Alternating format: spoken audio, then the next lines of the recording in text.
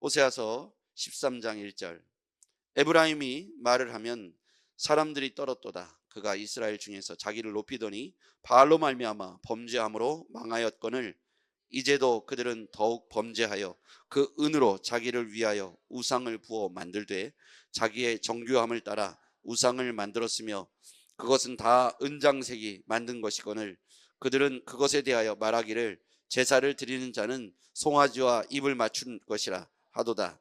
이러므로 그들은 아침 구름 같으며 쉬 사라지는 이슬 같으며 타작마당에서 광풍에 날리는 쭉정이 같으며 굴등에서 나가는 연기 같으리라. 그러나 애굽 땅에 있을 때부터 나는 내 하나님 여호와라. 나밖에 내가 다른 신을 알지 말 것이라.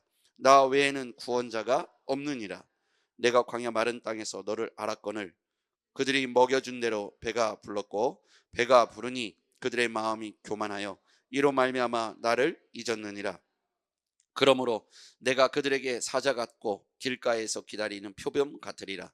내가 새끼 이른 곰같이 그들을 만나 그들의 염통 거풀을 찢고 거기서 암사자같이 그들을 삼키리라. 들짐승이 그들을 찢으리라. 이스라엘아, 내가 패망하였나니 이는 너를 도와주는 나를 대적함이니라. 전에 내가 이르기를 내가 왕과 지도자들을 주소서 하였느니라. 내 모든 성읍에서 너를 구원할 자 곧 내 왕이 이제 어디 있으며 내 재판장들이 어디 있느냐. 내가 분노함으로 내게 왕을 주고 진노함으로 패하였노라. 에브라임의 불의가 봉함되었고 그 죄가 저장되었나니 해산하는 여인의 어려움이 그에게 임하니라. 그는 지혜 없는 자식이로다. 해산할 때가 되어도 그가 나오지 못하느니라. 내가 그들을 스올의 권세에서 속량하며 사망에서 구속하리니 사망아 내 재앙이 어디 있느냐. 스올아 내 멸망이 어디 있느냐. 뉘우침이 내 눈앞에서 숨으리라. 그가 비록 형제 중에서 결실하나 동풍이 오리니 곧 광야에서 일어난 여호와의 바람이라. 그의 근원이 마르며 그의 샘이 마르고 그 쌓아둔 바 모든 보배의 그릇이라 약탈되리라. 사마리아가 그들의 하나님을 배반하였으므로 형벌을 당하여 칼에 엎드러질 것이요 그 어린아이는 부스러뜨려지며 아이벤 여인은 배가 갈라지리라. 아멘. 오늘 말씀의 가장 주제 말씀에 해당하는 것은 4절입니다. 우리 4절의 말씀을 함께 읽겠습니다. 시작. 그러나 애굽 땅에 있을 때부터 나는 내 하나님 여호와라. 나밖에 내가 다른 신을 알지 말 것이라. 나 외에는 구원자가 없느니라. 아멘. 여기서 핵심 구절, 핵심 단어는 무엇일까요? 나는 내 하나님 여호와라. 나는 내 하나님 여호와라. 나밖에 내가 다른 신을 알지 말 것이라. 나 외에는 구원자가 없느니라. 애굽 땅에서부터 나는 내 하나님 여호와라. 여러분, 애굽 땅에서 출애굽할 때 10가지 재앙과 함께 하나님께서 기사와 이적을, 표적을 모세를 통해서 이스라엘 백성들에게 보여줬을 때 이스라엘 백성들은 우리는 하나님을 절대로 배신하지 않겠다, 이런 고백을 했을 것이라고 생각합니다. 하나님의 역사와 기적을 보면서 그들은 하나님을 철저하게 신뢰했고 하나님 앞에서 흥분하면서 하나님을 찬양했죠. 홍해가 갈라지고 홍해를 건너가고 애굽의 군사가 그 홍해에 물에 수장되는 걸 보면서 그들은 박수치면서 찬양을 하고 솟구치며 춤을 추며 하나님을 찬양했습니다. 그런데 그때만 해도 하나님 외에는 다른 신을 섬길 것이라는 것을 상상도 못했죠. 그런데 이들이 하나님을 잊어버렸습니다.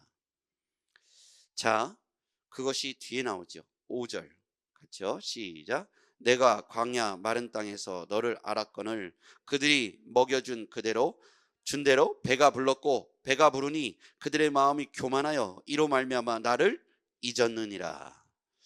갈급하고 위기에 처했을 때는 하나님 외에는 다른 신을 섬기지 않겠다고 그렇게 결단하고 고백했던 그들이 배가 부르니까 배가 부른 대로 하나님을 잊어버린 거예요. 교만해져서 하나님을 잊었다는 거예요. 배가 부르니까 배고팠던 시절을 잊어버리고 하나님께서 자신들에게 어떻게 은혜를 부으셨는지를 새까맣게 잊어버린 거예요. 하나님을 잊어버리고 나니까 다른 신을 섬길 수밖에 없었던 겁니다. 송아지를 만들어 놓고 송아지를 섬기게 된 거예요. 여러분 생각해 보십시오. 송아지는 우리에게 어떤 존재로 주어진 것입니까? 우리가 가꾸고 가축을 기르고 우리가 먹으라고 하나님께서 우리에게 주신 소산물이에요. 그렇습니다. 그것들을 향해서 절을 하니 얼마나 기가 막힌 거예요. 우리 유초등부 아이들이 정확히 말한 거예요. 소에게 절을 하는 그림을 보고 아이들이 이렇게 표현했다고 했잖아요. 왜 고기한테 절을 하죠? 그러니까 애들이 볼 때는 먹는 고기인데 왜 거기다 대고 절을 하냐는 거예요. 하나님을 잊어버리니까 우상 숭배에 빠졌기 때문이죠. 그래서 우리는 감사일기를 꼭 쓰는 게 좋겠습니다. 하나님과 동행일기, 감사일기를 쓰는 거예요. 하나님이 내 삶에 어떻게 동행하셨는지, 하나님이 내 삶에 어떻게 개입하셨는지, 하나님이 내 삶에 어떻게 역사하셨는지를 기록하다 보면 하나님과 나 사이에 좌표를 찍게 되는 거예요. 지금 내 위치가 어딘지를 알게 되는 거예요. 하나님의 은혜 아래에 있다는 거예요. 그런데 우리가 하나님과의 동행을 잊어버리면, 하나님이 내게 부으셨던 은혜를 잊어버리면 배가 부르고 나니까 이 배가 어떻게 부르게 되었는지를 잊어버린 거예요. 교만해져서 내가 스스로 얼마나 노력했는지를 강조하게 돼요. 자수성가했고 내가 정말 죽을 고생해서 여기까지 왔다고 말하기 시작해요. 하나님의 은혜를 말하지 않는다는 거예요. 교만해졌어요. 우리 하나님은 우리에게 어떤 존재이기를 원하시냐면, 여호와 하나님은 하나님 외에는 다른 신이 없다. 하나님은 나의 하나님이시다. 따라하겠습니다. 하나님은 나의 하나님이시다. 하나님이 듣기 원하는 고백이 바로 이거예요. 그들이 출애굽하고 광야 들어가는 그 과정 속에서 출애굽하고 하나님 외에는 다른 신을 섬기지 않겠다고 고백했을 때 하나님께서 십계명을 그들 가운데 이제 모세를 통해서 주시잖아요. 그 십계명의 핵심이 뭡니까? 나는 너의 하나님이라는 거예요. 나 외에 다른 신을 섬기지 말라고 말씀하신 거예요. 이것을 잊어버리니까 하나님과 우리 사이가 어떻게 됩니까? 하나님이 우리를 지켜주시는 자이어야 하는데 7절로 가볼게요.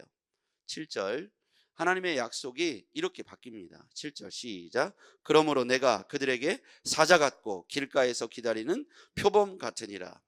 하나님이 사자같이 되고 표범같이 된 이유가 뭡니까?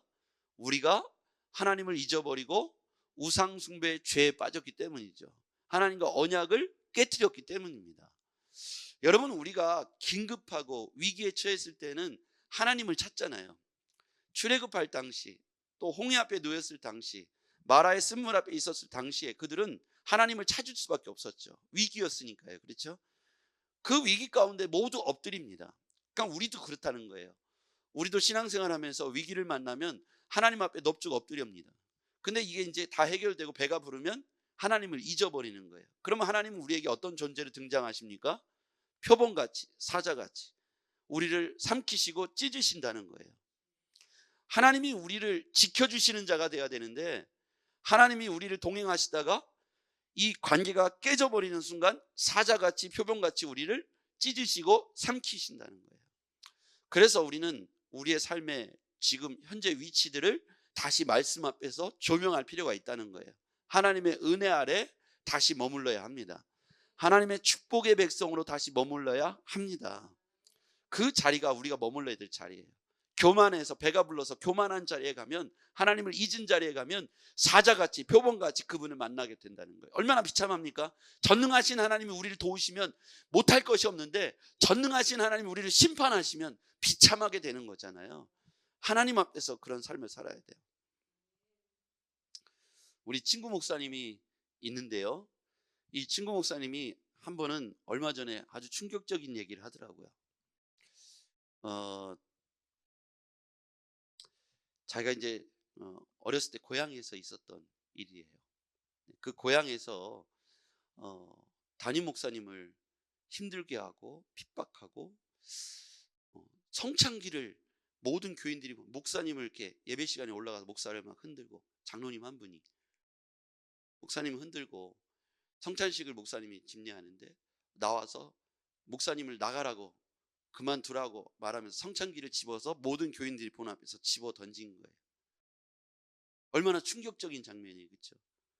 네, 모두 벌벌 떨면서 아무도 제지를 못했는데 한 청년이 일어나서 그러시면 안 되잖아요. 그분을 끌어 말린 거예요. 그분은 멈추지 않고 혈기를 부렸어요. 시간이 지났어요. 그분은 어떻게 됐을까? 시간이 한참 지났어요. 그리고 그 세월이 우리 친구가 고등학교 때니까 지금 벌써 한 37, 8년 전 이야기잖아요. 그 어떻게 됐을까요? 그분은 사자같이 표본같이 하나님이 그에게 다가갔을 때 나중에 이제 우리 친구 목사님이 너무 유명한 사람이 된 거예요. 그러니까 그 유명한 목사님이 이제 TV에 나오고 하니까 그 장로님의 아들인가가 전화가 온 거예요. 내가 누구 나를 기억하느냐고. 그분이 그 장로님이 얼마 뒤에 이제 그 우리 친구 목사님 거기를 떠났고 이제 다른 도시로 왔고 또 이제 뭐 이렇게 공부를 하냐고 거기 떠났는데 그 후로 그분이 어떻게 됐는가? 얼마 지나지 않아서 그분이 다락방에서 내려오다가 떨어져 가지고 넘어졌는데 목이 부러져서 죽었다는 거예요. 이건 너무 무서운 일이잖아요. 그죠? 그 사진을 우리한테 보여주더라고요. 그때 찍은 하나의 사진이 있는데 성창기가 던져진 사진.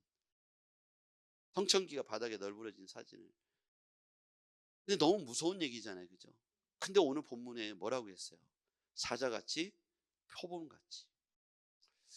우리는 이게 그냥 단순한 얘기가 아니라 우리가 하나님이 우리와 밀접한 관계가 되었을 때와 우리가 하나님 앞에서 범죄했을 때를 명확하게 구별해야 돼요.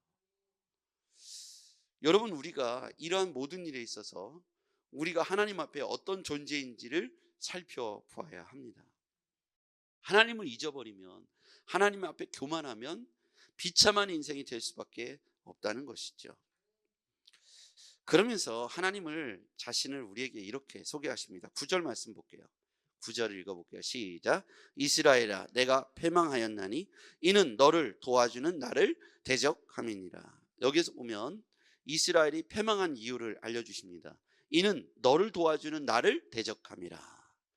도와주는 이라는 헬라의 히브리의 원어는 에제르입니다. 에제르.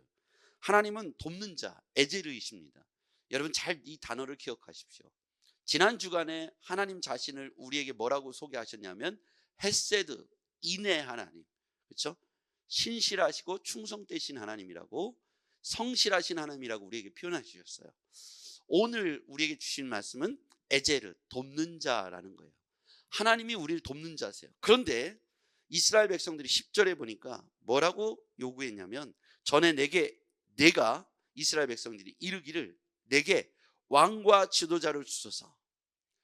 하나님 앞에서 왕과 지도자를 달라고 이스라엘이 구했다는 거예요. 그러면 여러분, 왕과 지도자를 우리에게 달라고 하는 이면에 그들에게 무슨 마음이 있냐면, 이방 나라에는 뭐가 있냐면 왕이 있는 거예요.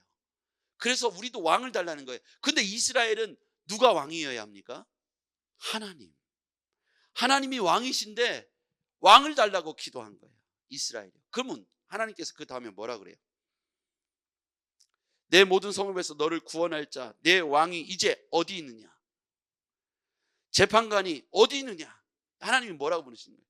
너희들이 왕을 구해서 왕을 줬는데 그 왕이 너희들을 돕느냐? 그 왕은 이제 어디 있느냐? 누가 왕이냐? 라고 우리에게 질문하시는 거예요.